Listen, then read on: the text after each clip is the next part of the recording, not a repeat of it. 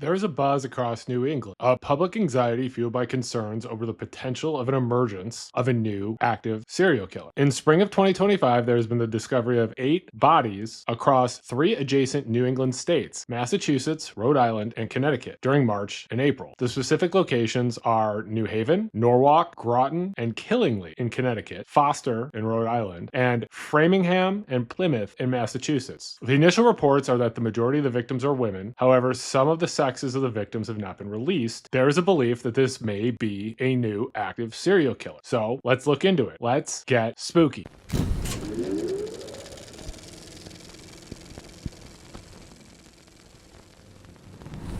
Hey, spooky people, it's your best friend Kenny here, and today we are back with a new video. Before we get into today's video, let's make sure that you are subscribed to this channel, The Spooky Lawyer. Please like and share this video. Share this video with people at the gym. You know, they're out there working hard, working on themselves so they could be in a swimsuit for summer vacation, and nothing makes time on the treadmill go faster than watching spooky stuff on your screen. I would appreciate it. We have the possibility, or at least rumors, of a new serial killer in New England. And the question is, well, what do we make of these rumors? Is this real? Is this true? Is this a serial killer? Let's look at some of the evidence. So like I discussed earlier, there have been 8 bodies or 8 sets of human remains that have been found in March and April 2025. And those remains have been found in Massachusetts, Connecticut, and Rhode Island, which I'm sure you realize, or if you're aware of New England geography, those places are all very close together. So where have these bodies been found? Well, on April 22nd in Springfield, Massachusetts, there was an adult woman who was found unresponsive near a bike path on Hall of Fame Avenue, and she was pronounced dead shortly after discovery. In Plymouth, Massachusetts, on March 6, 2025, a human skull was found in the woods. Authorities have not yet determined the age or gender of the individual. On March 6, 2025, in Norwalk, Connecticut, the body of Paige Fannon, who was 35, from West Islip, New York, was recovered from the Norwalk River. She had been reported missing previously. On March 19th, in Groton, Connecticut, the body of an unidentified woman,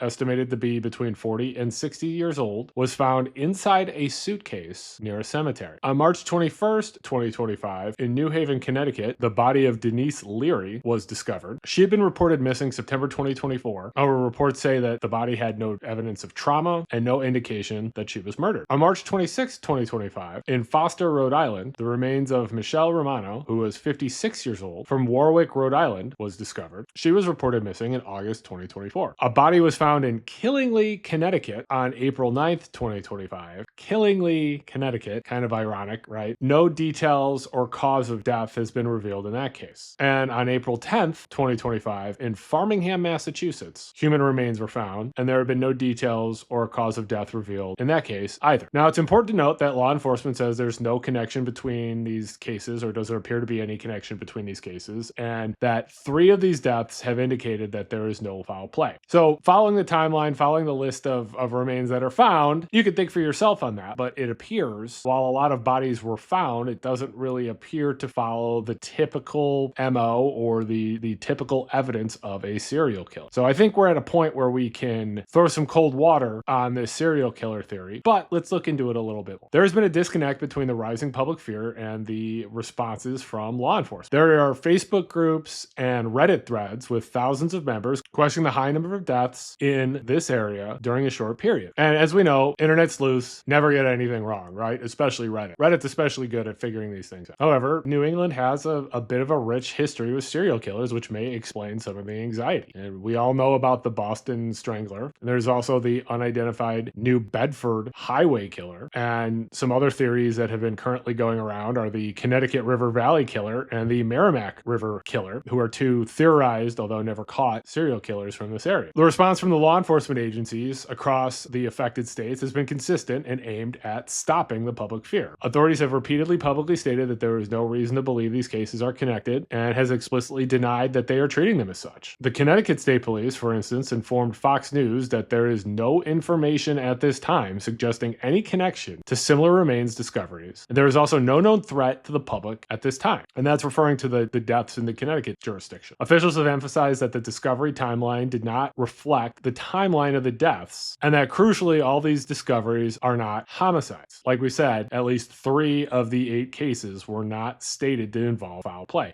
And that's another important point. Just finding all these bodies within a short period of time doesn't mean that they were all killed within the short period of time. And it appears that, as some of the things discussed, they found a human skull. It appears that that body had been out there for a significantly longer period of time than the woman who was found on the bike path who died then, right? Despite the denials, the theory that there is a new serial killer has been gaining traction online, and the primary drivers of those fears appear to be the sheer number of discoveries within a compressed time frame, 8 bodies within 2 months. It's unusual to have so many remains and so many bodies coming up in such a short period of time. Another reason is the geographic proximity. These cases span 3 neighboring states, Massachusetts, Rhode Island, and Connecticut, which makes it seem like it's a regional phenomenon. The public concern is rooted in the timing and the number of bodies discovered rather than any shared forensic evidence, victimology, or modus operandi publicly linking these cases. Law enforcement directly countered the significance of the temporal clustering by stating that the time of discovery does not equate time of death, and more importantly, they've denied any connections between the individual cases. This highlights a potential discrepancy between the public perception and the investigative findings. The idea of a serial killer in New England immediately invokes past New England serial killers. There appears to be a regional sensitivity in New England to serial killers, or a pre-existing cognitive bias towards serial killers. When faced with these clusters of death, potentially leading the public to consider serial killer activity more readily than in regions without such a history. This history shapes how the public perceives these events. And while official denials have been strong and intended to reassure the public, they've generally lacked specific details regarding why the cases were considered unconnected or confirming the causes of death in the non-foul play instances. This lack of transparency, which might be necessary to protect ongoing investigations or privacy, can cause an information vacuum, which leads to people speculating. And when people are speculating, they go online and speculate. And we all know what happens when people are speculating online. This case in particular, where the raw number of discoveries seems statistically improbable or inherently suspicious to a layperson, is particularly ripe for that type of speculation. The spring 2025 discoveries that have occurred in Massachusetts, Rhode Island, and Connecticut does not align with the established Vermont and New Hampshire focus of the Connecticut River Valley Killer or the New Hampshire, Massachusetts